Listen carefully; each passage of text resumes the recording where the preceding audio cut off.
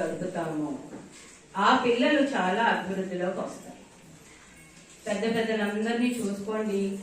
ఇప్పుడు మన అబ్దుల్ కలాం గారు కానీ చాలా మంది, ఇప్పుడు మన ఏ దేశంలో కూడా ఆర్థిక శాఖను నడిపించే లేడీ ఉన్న దేశం అయితే నా వరకు తెలియదు. ఇంత పెద్ద దేశానికి ఆర్థిక శాఖని ఆవిడ రన్ చేస్తున్నారంటే ఎంత ఇంటెలెక్చువల్ అవ్వాలి. సో వాళ్ళ పెంపకం ఎంత బాగుంది ఆ తల్లిదండ్రులు. మన పిల్లలు కూడా అలాగా చాలా బాగా వృద్ధిలోకి వచ్చి ఉండాలి అంటే తల్లిదండ్రులు చాలా సేపు మన పిల్లలతో మ్యారేజ్, ఈ చైల్డ్ మ్యారేజ్ ఎరాడికేషన్ గురించి ఇంకా మనం బాగా తీసుకువెళ్ళాలేమో. PCMA protection of child marriage act 2006 లో వచ్చింది.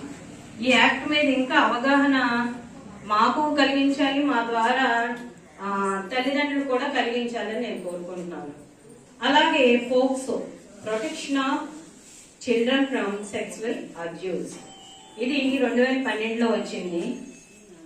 పడుతున్న వాళ్ళు పీడితులకి వాళ్ళకి ఏం జరుగుతుందో చిన్నపిల్లలకి ఏం తెలియట్లేదు.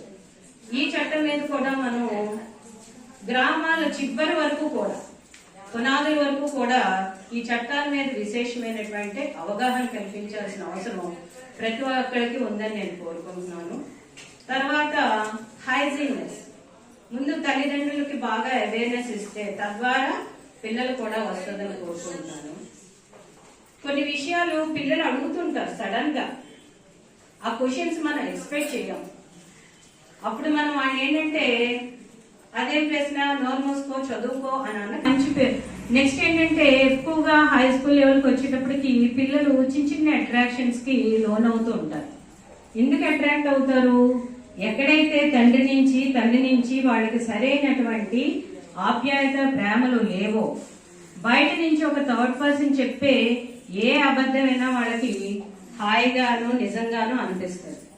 సో అలాంటి వలలోకి వెళ్లకుండా ఉండాలంటే ఫ్యామిలీ బాండింగ్ అనేది చాలా ముఖ్యమని ఒక టీచర్ గా నేను నమ్ముతున్నాను. ఈ అవకాశం ఇచ్చిన పెద్దలకి ధన్యవాదాలు తెలియజేస్తూ ముగిస్తున్నాను.